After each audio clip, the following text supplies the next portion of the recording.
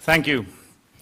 I must admit, when Bala called me not that long ago and asked whether I wanted to be here today and up on stage talking about something, he wasn't really specific. He just said, you know, you were here last year, it was great, and we would love to have you back. And while I was very grateful for the call, the gesture, I wasn't really sure whether I was ready to talk about WOW and talk about the experience at large. But after a relatively short pause and time to think it through, I think it is extremely important to also be able to face your failures and recognize what went wrong and hopefully learn something from the experience. I also think it's extremely important, as has already been mentioned here today, if there is something I would like to do is to hopefully be able to share some of those lessons learned, share that knowledge, and ideally, maybe, help some entrepreneurs in the future not do the same mistakes that I did and we went through. So that's why I'm here. I'm very happy to be here. And as always, this is my favorite slogan. It's stolen from, or taken from Paulo Coelho, the author. And this was essentially my guiding line for WOW and everything else. Because as an entrepreneur, as with any startup, you will face so many no's. There will be so many people telling you this can't be done, this is impossible, when in reality, you respectfully say, yes, that is your opinion, and, but ultimately, it is precisely that. It is just an opinion. And it's also very interesting to see now, after WOW, of course, everybody and their brother here in Iceland are now an expert in the airline industry. It is quite complex. And of course, the easy way would be to say, you know, why on earth did you do it in the first place? You know, this was ridiculous from day one. I will say absolutely not. I would do everything again in a second, given the opportunity. Because it has been the ride of my life. It's been an incredible adventure, and it's been an incredible privilege to go through this experience with the team that we had. And if anything, as we just heard, I think what I miss the most is the energy from my team. We had an incredible team that worked day and night, and we saw some incredible successes, but obviously the end is as it is. Now, like always, I'm ahead of myself. So let me start here. But maybe in the airline industry, okay, you have all heard, or many of you, the joke, how do you become a millionaire? Well, you start out as a billionaire, and then you start an airline. That's me. It's not a joke, it's reality. So, but really as I was putting together these slides, and I'd done some work on it, and I was going to portray some ideas for something totally different. But ultimately, whenever I got started, it just came back to me, you have to share this story properly. And because ultimately, after starting something like WOW, what are you going to do next? Okay, where do you go from here? Because WOW was WOW, is WOW. And obviously the livery, the coloring, the branding, the media. It was the fastest growing business in the history of Iceland ever. We had our inaugural flight almost exactly to the day 7 years ago. And last year we were doing close to $1 billion in revenue. So incredible growth, incredible success in many areas, but of course, as a result, also an incredible failure. You know, it has been very challenging, and still today, there's not a day, there's not an hour where I'm not thinking, what the hell went wrong? What could we have done differently? Could we have avoided this? And the answer is yes. We could and should have done certain things differently. And very importantly, I think Iceland needs a second carrier. I think there should be an alternative for the health and benefit of all of us, because let's face it, we are an island, okay? Infrastructure, transportation to and from Iceland is absolutely fundamental to the continuous success of our little country, in my opinion. So, with that, let's take a step back. How did we get here?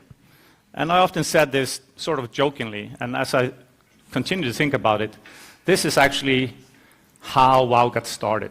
I had been very fortunate in some other ventures. My previous baby was Oz Communications, that many of you know or heard about as well. I ran with Oz for 19 years through an incredible roller coaster event, and another sort of after the fact. But there were numerous times when people thought that Oz had gone under. It never actually did. We continued to challenge ourselves, we continued to fight, and ultimately we sold the company to Nokia in the fall of 2008 for $330 million. But there were numerous times when we didn't have a dime left in the bank. In fact, when we did the management buyout, we essentially did it by working for free for various periods of time. And that's how we earned back the equity in the business, because we were going to close the doors. And as a testament how quickly things can turn around, essentially it took us 5 years to really go from zero to a massive, successful exit that no one anticipated and no one expected. In hindsight, this is one of the reasons why I refused to give up, when WOW was facing its challenges. I was absolutely certain and convinced that we would get this through, up until the very last minute. And I think it was the right thing to do. I think absolutely every single day was the right thing to try the hardest we could. I think that's what every entrepreneur has to do. Because it's incredible if you go through the history of companies, how often, and almost every, at least, entrepreneurs I've been talking to now internationally, and I'm extremely grateful, I should mention that, for all the people that have reached out to me, both here in Iceland, people that I don't know, fellow entrepreneurs, from all, I have more time now on my hands than before, so I tend to go to the pools in the morning, and it's quite interesting. I'm sitting in the pool, and of course, this is the only group that talks more, I think, are the crew members in an airline than the old man sitting in the pool in the morning. Now, I also realized all of a sudden, not long ago, I was sitting in Seltjarnes in the pool, and younger people came, and they sort of sat there for about 2 minutes, and then they shook their heads and left, because there were talks about politics and everything else. And then I realized, shit, I'm now one of the old men in the pool. So you have to accept how time goes by. But so in all seriousness, so essentially after this massive exit, I should have been on the top of the world, and I was, for about 5 minutes. Because ultimately, while the exit financially is great, I also lost a big part of my identity. I had been Skuli at Oz.com for 19 years.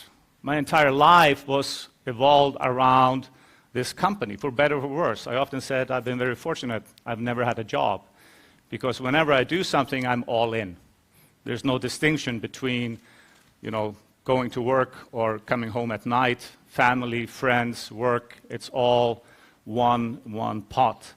So I thought I was going to become now an investor myself. I started investing. I'm going to pass forward, otherwise, you'll be here until tomorrow. But ultimately, a few years after, I was bored. I had all the financial success, but ultimately I wasn't satisfied. I was a horrible investor, and even worse, board member, because I wanted to do this myself. You know, I wasn't satisfied going to a board meeting and then 2 months later show up and say, okay, what's been happening?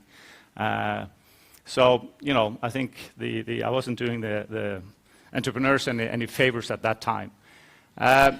So really, I wanted to find a new challenge. And again, fast forward, we had come back to Iceland. Obviously, the financial crash hit Iceland very badly in 2008. Actually, the very same moment when Geir Haarde, our prime minister at the time, blessed Iceland, or asked God to bless Iceland. That's when we announced that Nokia had acquired Oz. So it was an incredible timing. But ultimately, I concluded I have to get back into the game. I need to do something because otherwise I'll go crazy. You know, being 40 and trying to retire was not a good idea. And by the way, being 50 and trying to retire is not a good idea either. So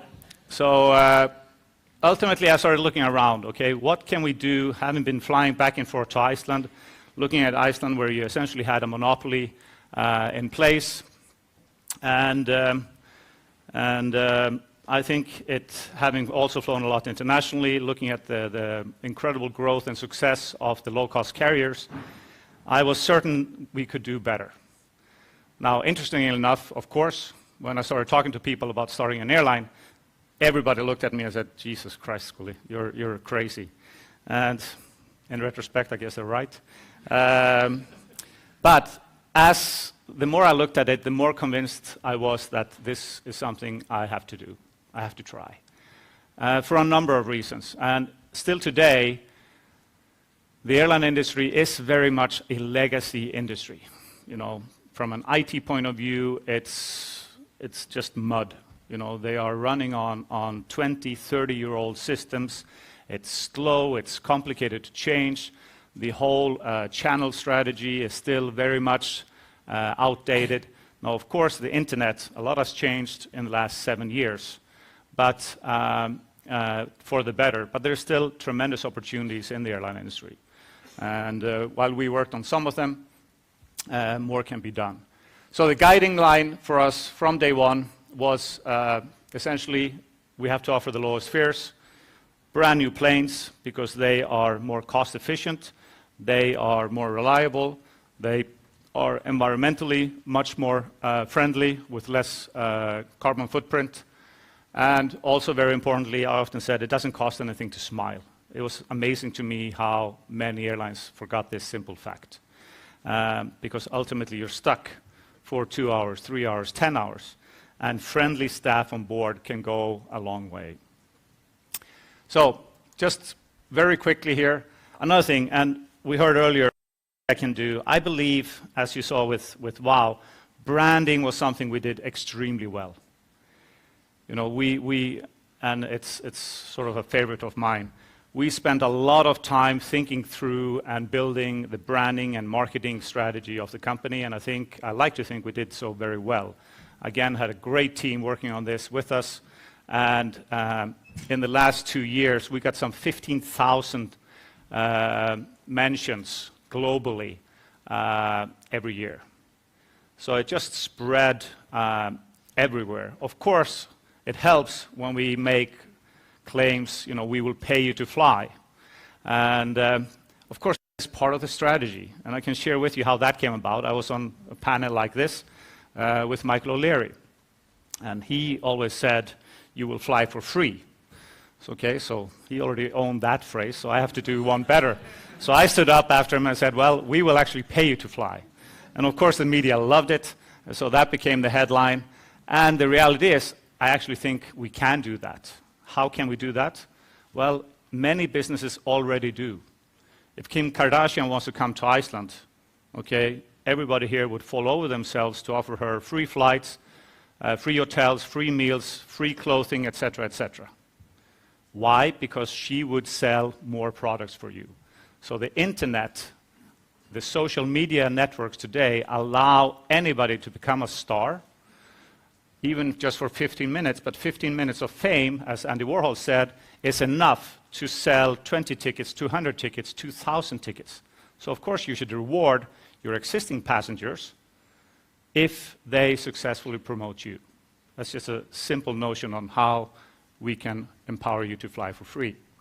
But another thing that was very important to me is you have to have a meaningful, I want to have an impact, okay? So our mission was to enable everybody to fly, because still today, in many areas of the world, flying is still a luxury. Unfortunately, after WOW's disappearance, flying here in Iceland is again becoming a luxury, because prices have gone up, 200, 300%. I think it's a huge, huge misunderstanding that low-cost travel is a worse traveler.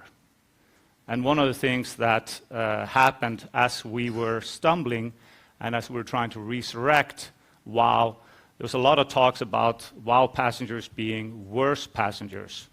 This is nonsense, total nonsense. On the contrary, we like to say we are having smart travelers. Okay, if you're flying for 3 hours, it's not justifiable to spend $1,000 when you can actually spend $200. And we see this globally. I mean, Ryanair, 1/3 of Ryanair's passengers today are business travelers, because they're efficient, they're on time, and they bring value for money. It's as simple as that. So anyway, how do you do that? You do it by offering great prices, allowing more people to fly. There's another very important notion in the travel industry, and it's dangerous, especially now here in Iceland, because I think there's a lot of misunderstanding about it. The airline industry has to be careful not ending in the same spot as some of the train companies. Okay, we are essentially a service business. We are in the entertainment business, not only in the airline business. And travelers today, it's very interesting to see how behavior has changed. The young people today, they actually choose a destination based on how much money is in their pocket. And they choose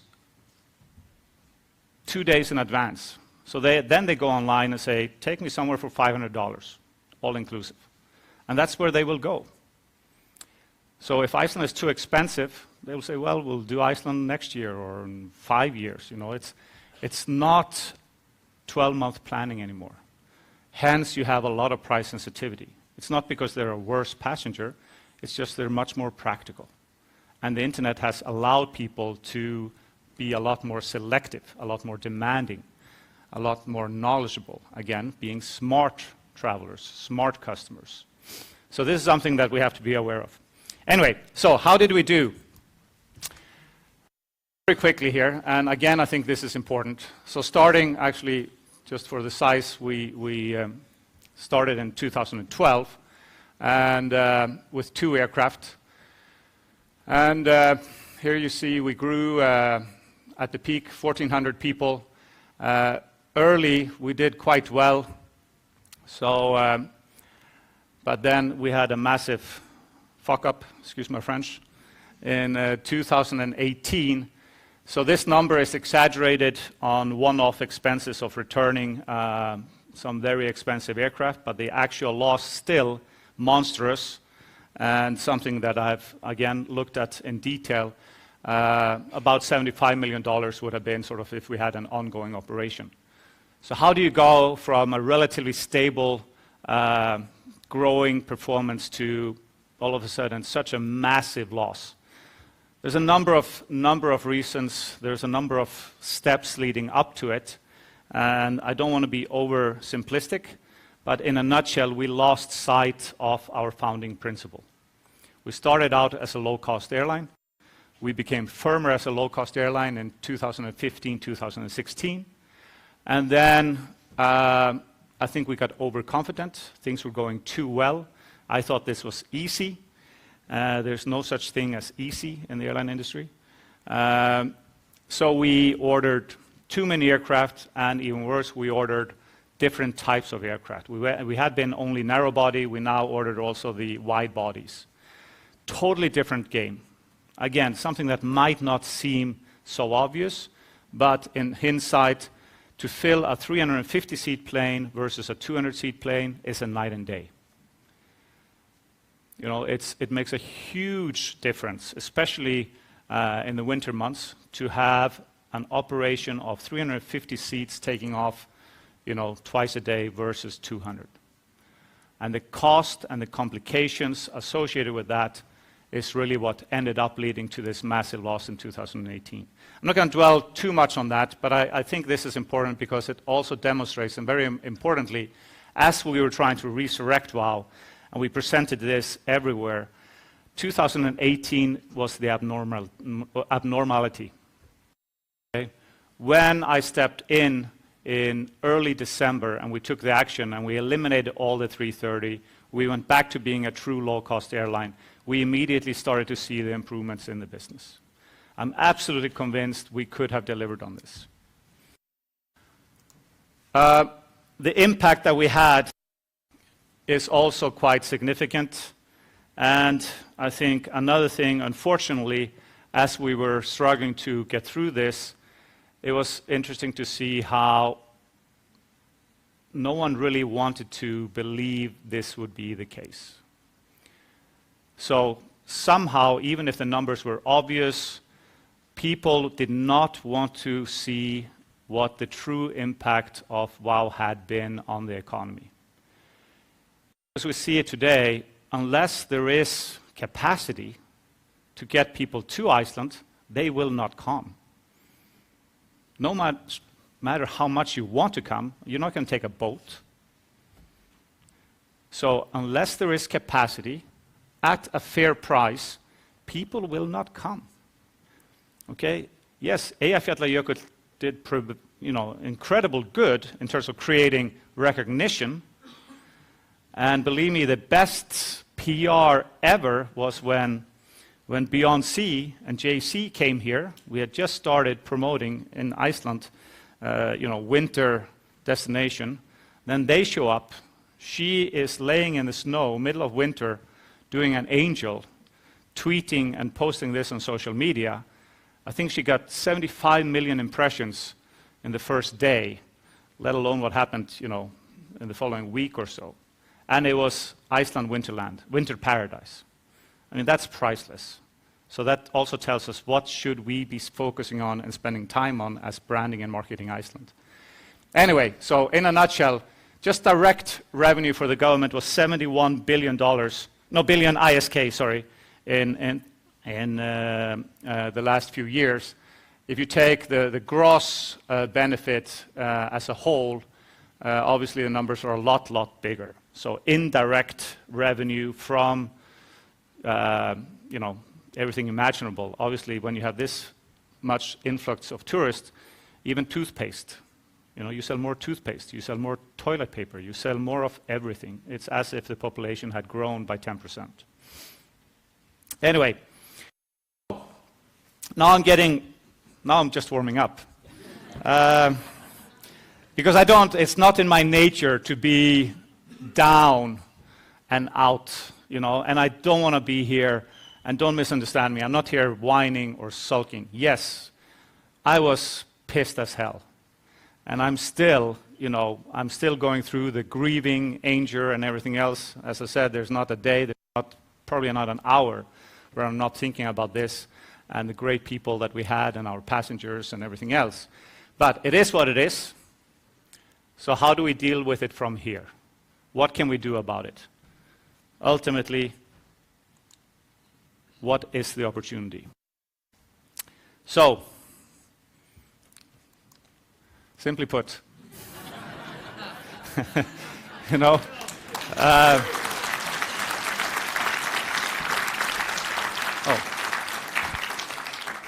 well, maybe I can learn something in PowerPoint as well. This is this was a bit odd. No, so again, in all seriousness, I think it would be a shame not to take advantage of the knowledge that we now have spent a fortune on creating here in Iceland. Okay? Because some of you might be thinking, well, this was the most spectacular failure of all time. Yes, but it's also probably the most expensive PhD. I'm not even going to say a degree. It's a PhD in airline operation that has occurred here among probably 50 individuals, in deep operations. And to throw that away, I think would be a shame, and something that will not so easily be found again. And one of my biggest fears is precisely that unless we grab this opportunity now, we will have effectively a monopoly in Iceland again for the next 20 years. And there's a huge, again, I'm sorry to say, again, misunderstanding when Icelandair talks about WOW having unsustainable low fares.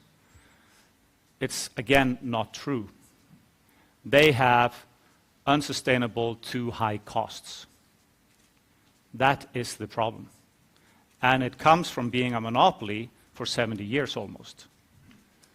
You do not have the business sense in understanding and doing what it takes to run an airline in today's world. Because it's not about the revenue side.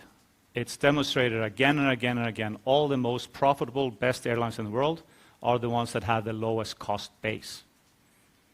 It's all about understanding the cost base. We did so very well until we started doing the wide bodies with everything that came along with it. So let me just briefly, because obviously WOW was a startup on steroids. And whether I do this, so very clear here, I'm not saying that I'm doing this tomorrow, but I will share with you why I do think we should do it and why I would love to have the opportunity to do so again. Apart from the fact that many of the reasons why I started WOW in the first place now hold true again. I'm bored again. We're going into a recession, so someone needs to step up and do something about it. The difference is that I had a couple of billion ISK in the bank. Now I don't. So I actually have to work for it, but that can be a good motivator as well, So anyway, let's do this very quickly. So very important, some of the lessons learned. Fundamentally the same guiding principle, except I would do this again, being even firmer on the ultra low cost side. Meaning you have a single fleet, you put as many seats in that airplane as you possibly can. Now, some of you might then be sitting, ooh, that's going to get a little uncomfortable. Well, if you're paying $69 for your ticket, that's what you get. And this is also very important. You have to be honest about what you are. Okay? So you're welcome to pay $690 and fly with somebody else. That's not what we do. And this is one of the lessons learned. We got confused about what we truly should have been doing because we have been so good. And then we wanted to serve everybody. And we started creating a premium product.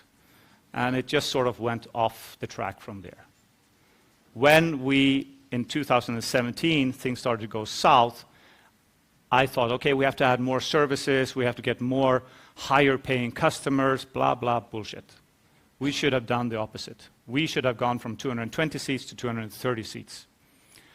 That extra 4% of seats is massive to your bottom line because the cost is the same. It's pure revenue value added. So very quickly, always offer the lowest price, laser focused on cost, sell direct via wowair.com. This is a no-brainer. We did it greatly in the beginning. We lost sight of that as well. Why is that so important? Because that's where you have full control over the experience. You get all the information. One of the big nightmares, if something goes wrong and you have booked through other channels, we don't even have the passenger information. So this creates a massive headache. So then passengers start calling us, they are pissed at us, they didn't buy the ticket from us, but of course we are responsible. But if you don't have any means of communicating, it's very hard. Also very importantly, so what we did, we were the world champions in upselling. This in simple terms, if this was a cinema, the cinema doesn't make a dime from selling tickets to the cinema. They make all their money from selling popcorn and Coca-Cola. So the airline industry is the same, at least the airline industry as it will look and should look. So we were doing almost $60 per passenger in ancillary revenue. The margin on the ancillary revenue side is huge versus selling that airline seat itself. So this is where we should spend much more time, and we were on that track, and we have been doing some great progress on that track. Treat everybody the same. This is also so important. It sounds easy, but it's very hard to do. Okay? And again, our mission was to enable everybody to fly, treat everybody the same. This is also important to the company culture. And one of the reasons why I think we built a fantastic team, fantastic spirit that really stood with us and behind us to the end, everybody is equally important, you know? And everybody deserves the same respect. Everybody should have a voice that can be heard. And it goes through. It goes through the entire company. It becomes part of the spirit, the culture, and it means that the people will do that little extra when they are called after. Not because they have to, but because they want to. So, single fleet strategy, I covered that one. Max seat configuration. This bullet here, international cost structure. This is sensitive, probably headlines tomorrow. Skuli says no unions. It's not about that. We here, whether you come from Iceland, Estonia, Russia, Sweden, Finland, I don't care. We're just looking for good employees with the right values, the right drive, the right mindset to build a great business at the right cost, okay? Iceland is now too expensive. And it's something that we need to recognize. We have to be able to say it. You have to be able to call it what it is, okay? We cannot be competitive with the current cost structure compared to Wizz Air, Ryanair, etc. It's a fact. It's not because I want it to be that way. It is how it is. As a result, the only way to make this work is to have the right mixture. We have to be able to have a mixture of crew, pilots, IT, some of it in Iceland, some of it abroad, of all nations. Again, in a low-margin business where cost is everything, this is part of the reality. Proper diversified funding. One of the big problems of WOW was that ultimately it was funded from my left pocket. I was the sole shareholder, and when my left pocket ran out, I went into my right pocket. And it was not enough. As we grew and we were adding aircraft, very expensive assets, unfortunately my pockets were not deep enough. They were never deep enough. One of my big mistakes in retrospect, for sure, was not to raise money when I could. There were periods when it started out this way because nobody wanted to touch it with a stick, to be clear. You know, I wanted to get some investors in the beginning. Everybody told me, "Skuli, you're on your own." Come 2014, 15, and 16, that all changed. We had a lot of investors, local investors, foreign investors, big groups that wanted to participate. I should have taken the money. In hindsight, absolutely. There's no doubt. So I would always encourage you, as is well known, and I knew, take the money when you can. But also very importantly, take the right money if you have the opportunity. I would almost say don't take the money if it's the wrong money, because it will only delay the problems. But to take in good strategic investors, even at a lower valuation, you will get that back all day long. So that's something that I certainly learned. Just very quickly here, what I was saying earlier, this is not rocket science. This is a study from EasyJet, okay? And 4 out of the 5 markets, when you ask consumers what is the driving guideline when you book a ticket, it's price. Price, price, price. And it's only 4 out of 5 because I think the Germans are lying. You know, they want to think it's something else, but in reality, we all know the German tourists. I love them. I have great friends there. Berlin was one of our best destinations, but I will tell you, they also book based on price. So, again, it's not about hiring prices, it's about lowering costs so that you can fulfill this demand, okay? We all know, listen to your customer. If this is what the customer says, well, fulfill that objective, and you'll be doing great. But the only way you can fulfill this objective is obviously by having a lower cost base than your competitors. So, this is how it looked in 2017-18. And it should be said for those who are not well aware in the airline industry, so the shorter the stage length, further to your left, the lower the cost. So cost will, the higher the cost. So that's why Ryanair is actually even more impressive than, for example, because we have longer stage length, if we would move towards the left, our cost would go up. Just so we are clear on that. But what is important here, compared to our competitors in the transatlantic market, again, compared to Icelandair, we could sell our tickets 20, 30, 40% lower than them every single day and still be making money. This was when we still had the inefficiencies. So, going at this again, I know, and doing it with the principles that I just mentioned, we could move towards Wizz Air territory. Actually, Wizz Air now claims to be below Ryanair. And it is extremely important. And again, I want to emphasize, know your market. Yes, Icelanders are, so I would maybe not be the best example, although I've been flying a lot of low-cost airlines lately. And it's fine. It's perfectly fine. I'm not saying the 28B in the middle seat with 28-inch seat pitch is ideal, but you get a window seat. You can buy a slightly better seat for another $20. Again, that's where the ancillary revenue kick in. But let's face it, most people are not 6 foot plus.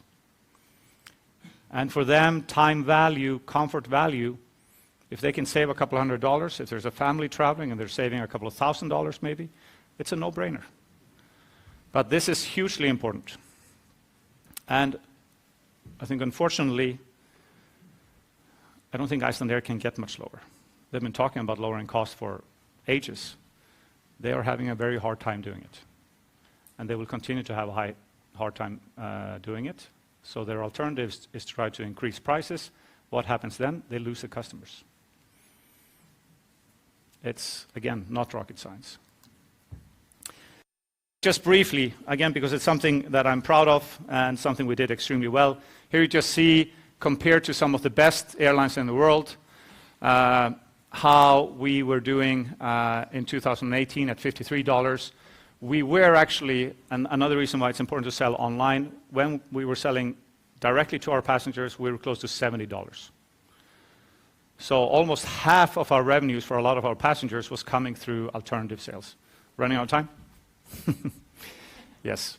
So, very quickly, opportunity and risk. I'll highlight this because it is super important, and it's also super important to understand what arguably was one of our biggest mistakes. Take the wide body. Why? No one has asked, why did we take the wide body?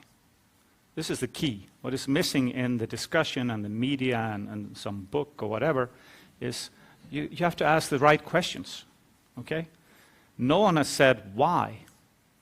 The reason why is you now have narrow-body aircraft flying directly from Europe to North America, bypassing Iceland altogether. So if we would do a test here and ask you, okay, if you have a choice to fly for the same price a direct flight or stopover, how many of you would pick the stopover? Nobody. We all choose the direct flight. So the market is being flooded with direct flights bypassing Iceland altogether. So I've been seeing this coming for quite some time. This is a serious threat to the tourism industry in Iceland and to the Icelandic economy. So how do you deal with that threat? You have to go beyond where those direct flights can reach. You have to go further east and further west. Now, unfortunately, I was so convinced and I was so eager to get this going. The only way I could go further east and west was by taking larger planes. So even if I think strategically this is correct, the plane doesn't justify the cost. Good news is there are longer range, narrow body aircrafts in the making. Okay, in retrospect, I should have taken a step back, enjoyed what we had achieved in 2016, stayed calm, waited what seemed to me an eternity. You know, I was with Airbus almost every day, and they're telling me, "Skuli, you have to wait for a couple of years." I don't have a couple of years, you know. I don't have a couple of days, you know. I'm so anxious. So, but this is very important, and this will continue to grow. So you have to have the right fleet strategy. This is the lesson learned. And then with that, you can continue to expand. So, should this be called WOW again? I say absolutely yes. I think, again, with the team, the spirit, the branding that we had, and we built it globally, we did, I will say so, an amazing job when it came to building the brand. I think it's a fantastic brand still today, you know, even more so maybe wherever I'm abroad. How often people say wow, you know, everywhere in the world. So I would say yes, given the opportunity, I would throw myself all over this again. Maybe not as CEO, it's not about that, but certainly I would love to help anyone who's crazy enough to give this a go. So with that, thank you very much, and best of luck with all your ventures.